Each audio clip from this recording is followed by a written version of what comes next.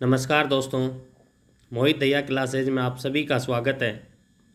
मैं मोहित दहिया आज आप सभी के सामने भारत के राष्ट्रीय प्रतीकों के बारे में चर्चा करूंगा कि भारत के जो राष्ट्रीय चिन्ह हैं उनको संविधान सभा ने या भारत ने कब स्वीकृत किया तथा भारत के राष्ट्रीय जो चिन्ह हैं वो कौन कौन से हैं। तो प्यारे विद्यार्थियों, सबसे पहले अपन देखते हैं भारत का जो राष्ट्रगान है। जी हाँ, भारत का जो राष्ट्रगान है जन गण मन, जो रविंद्रनाथ टैगोर के द्वारा गीतांजलि पुस्तक से लिया गया है। गीतांजलि कौन सी पुस्तक से लिया गया है? रविंद्रनाथ टैगोर की गीतांजलि से। इसी गीतांजलि के लिए सर्वप्रथम 1913 ईस्वी में साहित्य के क्षेत्र में इसे नोबेल पुरस्कार मिल चुका है। इसी गीतांजलि से बांग्लादेश का राष्ट्रगान आमार सोनार बांग्ला भी लिया गया है। तो भारत का राष्ट्रगान जन गण मन जो है वो संविधान सभा के द्वारा कब स्वीकृत किया गया?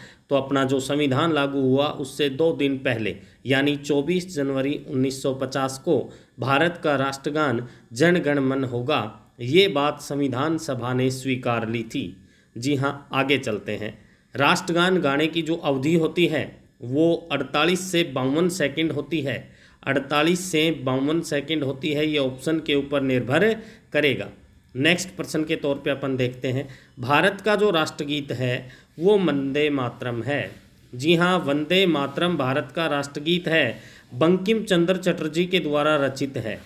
प्यारे विद्यार्थियों, पूछा जाता है कि वंदे मातरम कौन से ग्रंथ से लिया गया है? तो आपका राइट आंसर हो जाएगा कि वंदे मातरम जो है वो आनंद मठ नामक उपन्यास से लिया गया है और इसकी जो संविधान सभा ने जो स्वीकृति दी है वो 24 जनवरी 1950 को ही दी है। भारत में राष्ट्रपति पद की स्वीकृति भी कि भारत का पहला राष्ट्रपति डॉक्टर राजेंद्र प्रसाद होगा, वो भी 24 जनवरी 1950 को ही दिया था, याद रखेंगे।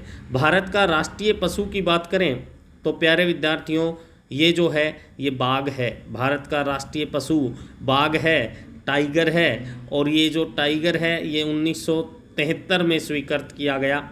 इसीलिए आपको देखने को मिलता होगा कि टाइगर प्रोजेक्ट भी 1973 में ही लॉन्च हुआ था, ये भी याद रखेंगे। प्यारे विद्यार्थियों, भारत का राष्ट्रीय पुष्प जो है वो कमल है। कमल को 1950 में स्वीकृत किया था, याद रखना है। भारत का राष्ट्रीय पक्षी मोर को कब स्वीकृत किया? ये 1963 ईस्वी को स्वीकृत किया, याद रखेंगे। भारत का राष्ट्रीय वृक्ष कौन सा है? तो बरगद है। बरगद है जिसे अपन बड़ बोलते हैं गाँव में। तो प्यारे विद्यार्थियों ये 1950 में ही स्वीकृत किया था। भारत की राज्य भाषा कौन सी है? तो प्यारे विद्यार्थियों राज्य भाषा हिंदी है तथा अपनी जो लिपि है वो देवनागरी है। यह कौन से अनुच्छेद में है? तो अनुच्छेद 343 ए के अंतर्गत इसका उल्लेख है, ये आपको याद रखना है। 14 सितंबर को हिंदी दिवस मनाते हैं और 14 सितंबर 1949 को इसे भारत की राज्य भाषा के रूप में स्वीकृत किया है। आगे चलते हैं। भारत का राष्ट्रीय ध्वज जो है वो प्यारे विद्यार्थियों तिरंगा है। तिरंगे के अंदर टोटल 4 रंग होते हैं, जिसमें ऊपर जो है वो केसरिया रंग होता है, बीच में सफ़ेद होता है, नीचे की तरफ जो है वो लाल रंग होता है। तो नेक्स्ट अपन देखें, ये जो 22 जुलाई 1900 हरा होता है, नीचे की तरफ हरा होता है। 22 जुलाई 1947 को संविधान सभा ने इसको स्वीकृत किया कि ये भारत का राष्ट्रीय ध्वज होगा। लाहौर अधिवेशन 1930-29 के आसपास जो है इसको सबसे पहले फहराया गया था रावी नदी के तट पर। पंडित जवाहरलाल नेहरू ने ही फहराया था। भारत की राष्ट्रीय जो नदी है वो गंगा है।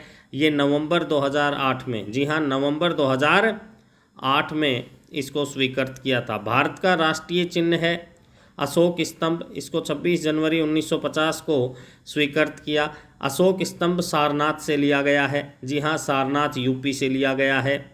भारत का जो राष्ट्रीय पंचांग है वो शक संवत है, जो 78 ईस्वी में लॉन्च किया कनिष्क के द्वारा, कनिष्क के राज्याभिषेक पर इसको लॉन्च किया था, तो याद रखेंगे। 22 मार्च 1957 को ये लागू होता है।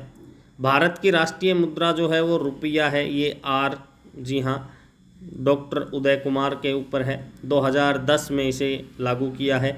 भारत का राष्ट्रीय फल जो है वो आम है। भारत का राष्ट्रीय फल आम कब स्वीकृत किया गया प्यारे विद्यार्थियों?